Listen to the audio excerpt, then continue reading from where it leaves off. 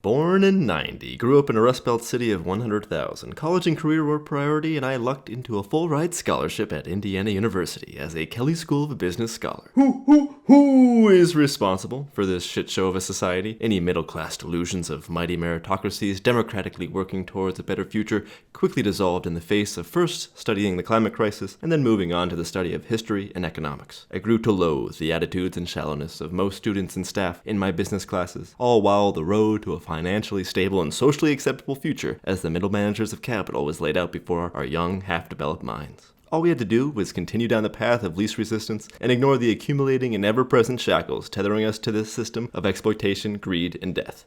Of course, most of us did take that path. Student loans and immense social pressure are big motivators. In between peanut butter and psilocybin sandwiches, fat spliffs, and low balls of whiskey, I read the letters of Martin Luther King Jr. and Karl Marx. I participated in Occupy Bloomington and post-graduation marched with demonstrators in Madrid. Fantasies of being part of a movement fighting for a new world filled my head and quickly led me to disappointment and apathy. I retreated back home to the Rust Belt. For a couple of years, in a defeated attitude drenched with hedonism and self-loathing, I binged, partied, and worked an entry-level job at an office, got into anarchist texts, and kept up with blogs cataloging the destruction of the biosphere and explaining the theory of peak oil. Not so different from the college years, but such an existence became less bearable with each passing day. I started a garden with a desire to produce, not just consume. I began actively seeking a new life. During slow hours at my little office job, I began searching for communes at ic.org and found Twin Oaks and Eastwind Community. These two are the largest secular income-sharing communes in the country. They shared some of the same founders and had each been around for over 4 decades. At the time, these seemed like the best chance for me to get out and start living that new life I desired. I wrote 2 emails and set up 2 3-week visits, starting with Eastwind. I did not know a single soul at either community, and also didn't know anyone who had ever worked on a farm, let alone lived on a rural commune. I quit my job about 1 month before this adventure was to begin, and I wisely spent this time partying and playing natural selection too. I got really good at it too. Hard not to when you put in 80 hours a week. I would hardly play any video games for the next 5 years. In fact, my relationship to phones and computers changed significantly for the healthier while living on the farm. And that is no small thing for a kid raised in front of a screen. And so, March 2015, as a curious 24-year-old, I arrived at Eastwind Community for a formal 3-week visitor period, which is the first stepping stone on the path to membership. During this visit, I met a gardener and plant breeder who had been tending to the 2-acre gardens for the past 7 years, as well as a butcher, cheesemaker, and builder who was always willing to teach an apprentice. I wanted to learn practical skills, particularly food production, and these people, who were just a couple years older than me, were not only doing it with a smile, but excelling at it. These inspirations, as well as the beauty of the land, made the decision for me. Before even getting to my scheduled visit at Twin Oaks and a couple other communes, I had chosen Eastwind as the place to be. Although, if the order of visits had been reversed, I may very well have ended up living at Twin Oaks for several years, as it also has large, well-established gardens and lots of things going on. Having finished my little community's tour, in summer 2015, I moved to Eastwind with the intention of becoming a member. When I returned, there were new people who hadn't been on the farm during my visit in March. I made a lot of friends very quickly. Of the 70 people on the farm, the majority were people in their 20s and 30s. Hangouts and small parties spontaneously popped up on a daily basis. I loved the unforced, organic nature of the social scene. Different hangouts for different activities, with people flowing in and out as they pleased. There were plenty of fun things to do, and basically everything I did, from weeding a garden bed to washing dishes, gave me satisfaction. Working for the common good, doing things that had tangible, immediate, and beneficial results for myself and those around me, fulfilled the desire for purpose that had been lacking while working for my own wages. Many of you may be asking, well, what is the deal though? Is it true anarchy? Full-on gay luxury Amish communism? What if someone decides to loaf around, contribute nothing, and act as a parasite, sucking the blood of the productive members of the society? And I will tell you, that is a great question, Ayn Rand. We will get into how this model has survived for 5 decades in 2 separate areas of the country. These questions require some length to answer properly. I'm aiming for brevity in this video, and a lot of the nuance and context is not included. I will address the basics here, and if you're curious, you will find many more detailed answers and stories in other videos on this channel. As I mentioned, I started off with a formal visitor period at Eastwind in March of 2015. This 3-week period is the prelude to a provisional membership. It is very easy to get asked to leave or refused for membership during this period. However, if you work and you aren't a complete jackass or creep, and you don't rub too many people the wrong way, you will most likely become a provisional member. Provisional members face a community vote at 6 months, and at the end of the 1-year provisional membership, there is a vote to become a full member. Full members are equal owners, have an equal vote, have all the same rights and privileges as all the other full members. Both provisional and full members receive the same $150 a month stipend and can drive community vehicles once they are on the insurance. Expulsion of a full member requires 2/3 majority vote of all full members, whereas expulsion of a provisional member requires a simple majority of the full members who voted on that particular expulsion ballot. That is the most important practical difference in member removal. So at the core, there are 3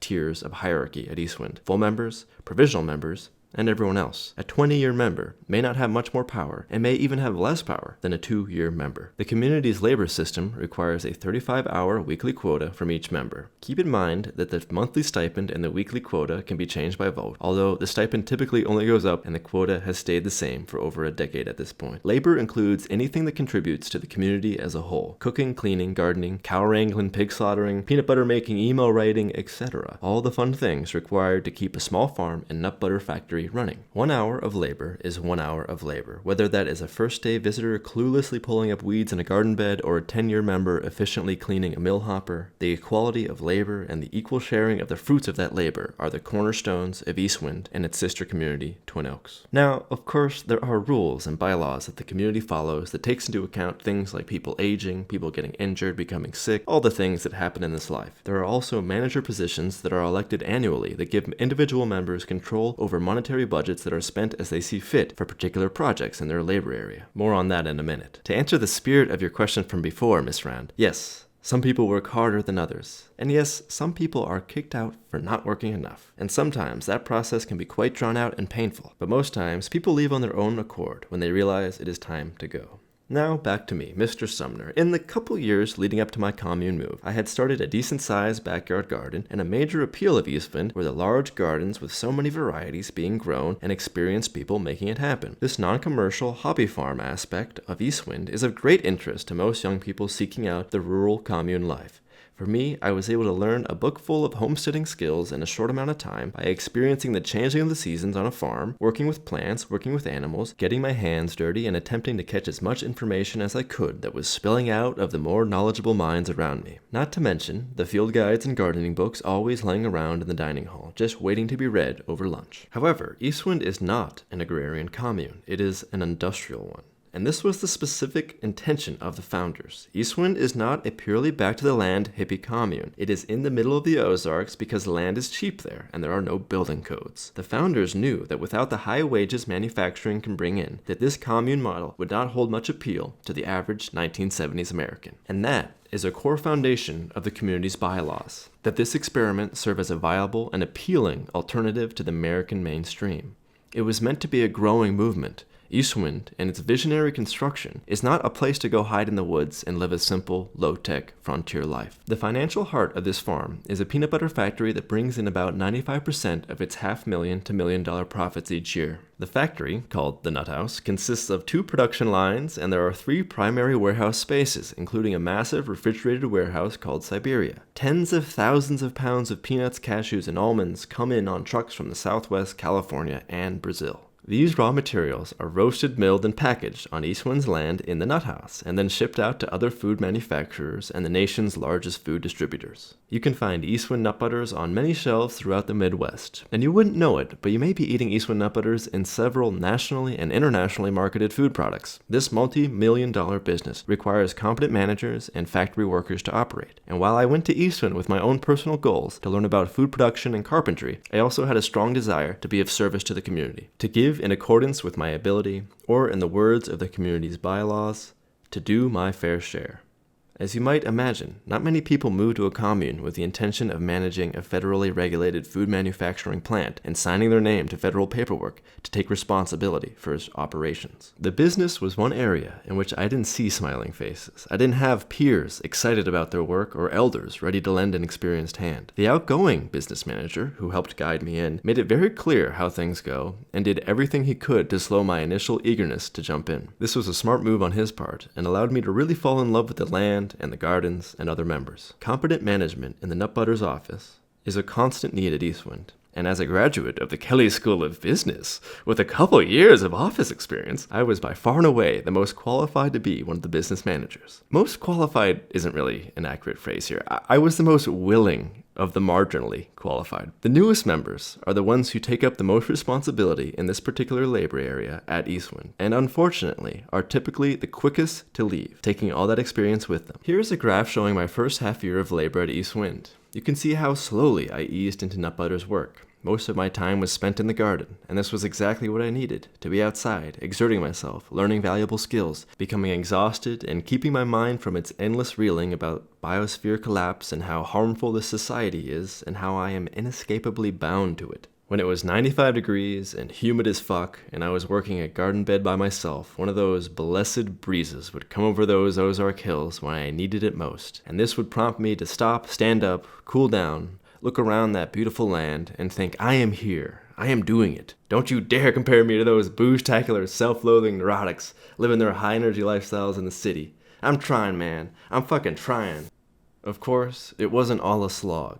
Eastwind is a place of immense pleasure. Pleasure in work and pleasure for pleasure's sake. There was always a little or a big party somewhere. Going into Eastwind, if you don't know anyone and have never been in a community space, it can seem like everyone in each little social circle is very tight. You may really feel like an outsider at first, especially if you grew up in a suburban bubble. However, chances are, especially with the younger people, that they have been living there less than a year, and bonds may appear strong, but they are new and certainly vary from person to person, and you yourself are easily able to make some new friends. One of my favorite memories is when a cute young woman and her gay, fast friend came to my room after I had left a hangout at the party dorm. The night was starting to amp up, the whiskey jar was just starting to pass around, and I decided to leave, thinking that I would get to sleep early and prepare for my garden work the next day. The curious duo knocked at my door and earnestly asked me what my deal was. They had seen me working around, getting involved, but I hadn't really opened up much to anyone, and I was largely a mystery. Of course, we were all inebriated, and there was some nearly immediate intimate contact in my room right then,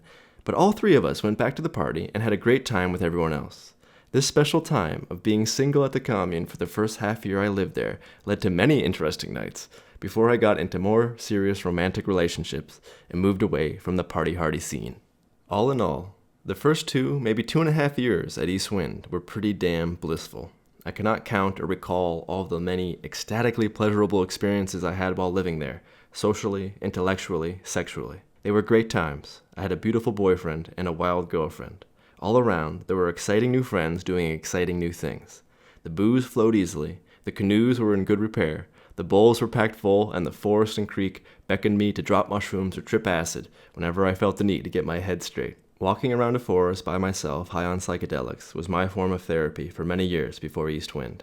But instead of being in a state forest with possible strangers about, or a music fest with all the consumerism and bullshit, I was on very familiar land, discovering myself in the context of a new community, and these trips took on new meaning and gave way to cherished reflections. It was wonderful, and here is where we go skirt! And our happy little rose-colored glasses get ripped from our faces and stomped upon by a monstrosity fit only for a child's worst nightmare. Here is where we begin relentlessly shitting upon all that we've come to resent about a place we once loved. Okay, it's fun to be dramatic, and the majority of the public seem to enjoy stories that have had all nuance sliced away in order to craft a clear, coherent narrative of good or bad. But that isn't what I aim to do here, and if you walk away from this video with the thought, commune good, or the thought, commune bad, then either my creation has failed miserably, or you didn't pay enough attention. I do want to get into the downsides of my experience. Eastwind was the perfect place for me when I needed it, and when Eastwind was no longer a good place for me to be, I no longer needed it, and I left. However, this transition did not come without suffering. Before we get to all that, let's first get into the day-to-day a little bit. The accommodations. I haven't mentioned much about the accommodations, mainly because there isn't anything surprising. You get your own room, a bed, a desk, a chair, lights, all the basics. I lived in various rooms while I lived at Eastwind. None of them were all that bad, and I spent most of my time outside of my room in workspaces, social spaces, and walking the forest or swimming the creek. Eastwind has 5 dormitories, as well as several tiny houses that range from on-grid and relatively luxurious to off-grid shitholes. 2 of the dormitories have their own kitchen and small common spaces. The largest and first dormitory, Fanchen, does not have a kitchen or a common space, but it is a 20-second walk from the main dining hall, which is dubbed rock bottom. Aside from a single flush toilet in the nut house bathroom, there are no toilets at Eastwind. There are outhouses called Fillmores outside of each dormitory. You shit in a bucket and cover it with peanut skins or sawdust, or leaves if you can't find anything else. Each day, someone goes around and services these outhouses by picking up the shit buckets. Only 2 dormitories have a private bathroom with a shower and sink. There are also a couple outdoor showers that are very convenient for the summertime, as well as the shower house, which is called Latherus or the shower house. The shower house has a large common shower, as well as 2 private rooms with a shower and a large bathtub. If you look at Eastwind on a map, you can get a decent idea of the campus as well as the surrounding area. And you can see the major advantage of Eastwind is that it is at the end of a 2-mile direct road, and it has a large creek and decently sized creek tributaries, as well as lots of forested land. There are a couple caves on the land to explore and a lot of cool water spots, especially after a good rain. There are numerous trails and footpaths through the forest as well as connecting various buildings. The main path runs parallel to the road and runs from the dining hall up to the so-called industrial area where the factory, offices, metal shop, and auto shop are. You can walk just about anywhere in less than 5 minutes. A bike makes any commute between 2 buildings less than a minute. Every day you will hear the lunch bell ring at noon and the dinner bell ring at 6. In general, the eats are quite good. Granted, I was an unrestricted omnivore when I was living at Eastwind. Fresh goat milk, no longer. Fresh cow's milk, and all the nut butters, of course, a stocked pantry, and refrigerator. Not endless amounts of meat, but by the time I left Eastwind, there was always chicken. When I first got there, and the money wasn't flowing as well, meat was typically a limited fall and winter thing, as winter is the typical butchering season. My work schedule developed around Monday and Tuesday being fully open for office time, dealing with all the nut butters business. I washed the post-dinner dishes on Wednesday nights. Thursday, I picked up all the shit buckets from the outhouses and dumped them in the humanure yard using a wooden cart I built myself from salvaged pallet wood. And then Friday, Saturday, and Sunday morning, cow milking with a partner was the thing to do. I didn't understand it at the time, but a regular routine really helped me maintain good health. It wasn't too strict. My scheduled work was less than 10 hours of work each week, and of course, I gardened a lot, did some small building projects, and also had a cell phone that allowed me to be responsive to nut butter clients anywhere on the farm. There is no Wi-Fi south of the office area. However, the 4G coverage at Eastwind is phenomenal, nearly everywhere, even in the forest. Okay. So here is another graph of my labor. This is 2016, my second season at Eastwind, and the first full season of residence. As I mentioned, I experienced a great amount of pleasure and a ton of learning while living at Eastwind, concentrated in the first 3 years. For the rest of the video, I'm going to focus on my work in nut butters, my vision for the community, my ambition, and my grand undoing. You can see how different my second year was from the first. I held the only 2 elected positions in the nut butters company, both sales and general manager. Later, I would pick up food safety as well as purchasing. My first year, I was brought into a small meeting with the accounting department and was told that our cash balance had dipped below $100,000, which was not good. At the time, a truckload of almonds cost about $250,000. It was not made clear to me that we had a $400,000 line of credit with our bank that we could draw on at any time. So, while not completely desperate, it was clear what direction the business was heading. For several years, profits were declining. Community budgets had been slashed, and the problems of mismanagement and no management were beginning to pile up. The office was stuck in the mid-'80s. Reliant on spreadsheets and systems built in the early 90s, and there were certain people averse to the use of email even. There was something called the Nut Butter Bible, which was a black binder with a bunch of outdated documents in it. Somehow, the facility's federally mandated food safety program, which was originally created in 2010, was not in this Bible, and so it had to be recreated by much less experienced people. That was me and several other members. Getting the food safety program, and most importantly, documentation protocols set was the most important work we did during this time. We went from a failed facility audit in 2015 under the previous management to passing the third-party food safety certification audit in February 2017. Unfortunately for me, that failed audit in 2015 meant that our facility was subject to no-knock drop-ins from the local health department in Springfield, Missouri, as well as the FDA. Such things don't help with anxiety and may put thoughts such as, why am I taking on this responsibility when people who undertake similar industry roles at rival companies take home 6 figures a year? And so this is how I went about my work. paying attention to how things were, figuring out ways to do things better in both the office and factory process flows. Unfortunately for me, I did not have experience in the factory. I wasn't a shift coordinator or a nut roaster. Essentially, once I was required to be putting hours into the business, I started in management. Mistakes were made and learned from, and overall, with some big luck from changes in raw nut prices, profits began to rise and things seemed to be smoothing out. We had years of excess profits, which had been absent for about 4 years. Now, putting in this amount of work when it is not required got me a lot of gratitude and respect, especially in the beginning. And this feels good.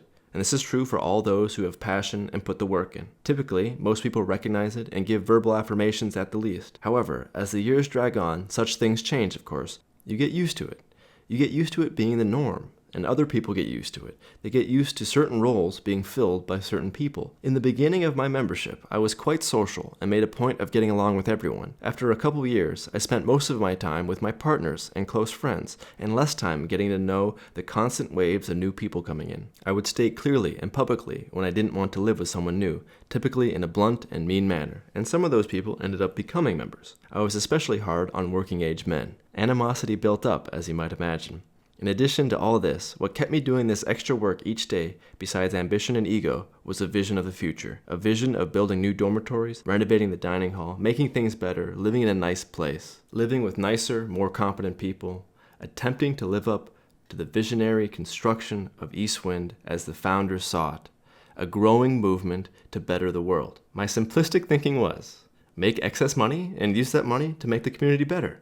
Better community will attract better people. However, I didn't take into account how risk-averse and apathetic people can be, as well as how much people who enjoy drinking and drugging generally care more about drinking and drugging than building a movement, or even building up their own community. This really was a willful ignorance on my part. I didn't want to play or think about the political game, and so each year of excess profits brought with it large profit sharing amongst the membership, as it is written into the community's legislation. However, there was always a vote on the amount that each member should receive, and that was always a contentious vote that ended up with more in the individual's pockets. It became increasingly clear in 2018 that we weren't going to be building a much-needed new dormitory or renovating the dining hall in a comprehensive way. Seeing this, I had also made several public announcements asking for other people to step up and train to take up their positions of responsibility I held in the business. No one wanted to, of course, and me, stubborn in my ways, did not want to simply drop everything and let it slowly descend to the point it was at when I first came in 2015. This was my little baby, and I had put a lot of love and effort into it, and I wanted to hand it off properly. This is when things start to get messy. So, you can see my ego getting wrapped up in the identity of a leader in this community, as someone who can get things done and who works towards a brighter future. This was true in the realm of the business, where I had a large amount of discretion in how I went about my business, especially in the early years. But it did not translate to the community-wide decision-making process of getting a major building built, for example. To add to this, I had relationship conflicts with my girlfriend, wanting to start a family, and the community conflict of violent drunks. Alcoholism and people bring violence, without exception, and young men amplify it. The little outbursts and spats that would happen several times a year were tolerable. Sometimes there would be a meeting, and a member would get some small probation placed upon them. However, in the last days of 2018, a traumatic event would occur that would spark the complete unraveling of my ego-bound mind and plunge Eastwind into an extra dark winter. There was a 10-year member, close to my age, who was a brilliant mechanic that knew just about everything there is to know about all the machinery in the factory. We weren't close, but we worked together and had mutual respect for each other. Eastwind is a small place, and we were often at the same parties and hangouts, especially in my early years. Unfortunately, he was the type of alcoholic who would wake up in the middle of the night to put down a half can of High Life. All romantic relationships he was involved in were two-way streets of abuse, yelling, fighting, but kept private enough most of the time. He had been brought to meeting after a violent incident just about 1 year prior to this winter event in which he attacked 3 other male members, putting one in a chokehold for an extended period of time. Luckily, no one was seriously injured, but it was a boiling point. There were meetings. There were healing circles. There was a lot of terrible communication. In the end, I walked around the community with a piece of paper that would give this man several $1,000s to move out and end his Eastwind membership. I talked to everyone, pleaded with people. In the end, the petition was a single signature short of the necessary 2/3 majority to expel a member. It was painful for a lot of people. In the end, with ever-present social pressure from myself and many others, This member did end up leaving the community in the following months. Long before that, however, I would completely lose my goddamned mind. High-octane marijuana, sleep deprivation, the various stresses that had been building for years, and the loss of looking towards a brighter future to excuse the present came to a head. I felt invincible, boundless energy and focus. I felt pure ecstasy for days on end, listening to the same 10 pop song playlist over and over. Slept very little, drank little, but was still doing drugs and smoking tobacco once again. This culminated in 2 episodes of staying up for 40 hours straight. One of those episodes ended with me voluntarily going to a regional health center for half a day. The first episode had me refusing to do such a thing, and instead a guardian angel of a member drove me around on the state roads for a couple hours and helped me get to sleep. My carefully conceived weekly schedule of Wednesday night dishes, Thursday shit buckets, Friday, Saturday, Sunday morning cow milking went out the window. I dropped it all. I did not drop my business responsibility. I was not violent towards others or myself, and I wasn't having violent thoughts. This prevented forcible outside intervention. I was manic as all hell, writing insane letters, obsessively cleaning common spaces, acting very differently, to the point of saying that Sumner is dying and Pine Tree is ascending. I had taken on this new name of Pine Tree. Pushing myself to be better was of course a part of my mythos of pushing Eastwind to be better. Not only was the cognitive dissonance of my vision of the community and the reality coming to a head, but my ever-present criticisms of myself came to a head. How was I any different from the member who attacked others? I attacked people with my words. I was a drunk. I was a drug addict. I was a sleazy piece of shit at times, and if I really was working towards a better Eastwind, I needed to start with myself. Thus, the manic rejection of my old self, and a desire for rebirth that was accompanied by public and honest confessions and the like. Both my long-term partnerships blew up essentially overnight, and very quickly I had about 3 new love interests. This period of mania was also a massive burst of creativity, and during this period I created many YouTube videos that started this channel essentially, and one of those videos reached over 1 million views very quickly. Once again, pleasure, excitement, novel experiences, pure ecstasy. One such novel experience was feeling the presence of my mother while crying loudly in my dormitory bedroom. Heavenly joy was felt, heavy gratitude. During the first year of my membership at Eastwind, my mother passed from a years-long breast cancer affliction. I was lucky enough to make it home and hold her hand as she passed. At the time, I did not realize how many years it would take me to fully process the grief. As stated before, this video is meant to be short, and this is why I just briefly mentioned this milestone event in my life. On top of all this, I continued to manage the business as I always had been. I somehow had the good judgment to email as normal, make phone calls as normal, not let the insanity of my domestic world completely blend into the business persona I had created. I maintained the reliable, reachable salesperson position. After 2 months of these varying states, the ecstasy began to ebb and the depression began to flow. Although it had been a while since a major one, depression was something I was very used to, much easier to deal with. I spent the rest of the spring and summer laying low and attempting to take care of myself. I went to therapy once a week, paid for by the community, of course. Also, finally, the community was able to see how imperative it was that someone take over my various roles of responsibility within the community. There were people willing to train and help me out so I could transition away from the office. Funny enough, in this fallout period, I read Ayn Rand's The Fountainhead, a book my mother gave me, and quite enjoyed it. I also read the entirety of Atlas Shrugged, and decided I would never have a need to read Ayn Rand again. I played my guitar, reestablished one of the intimate relationships I had, took it easy, drank my whiskey, smoked, and hung out on my little private patio.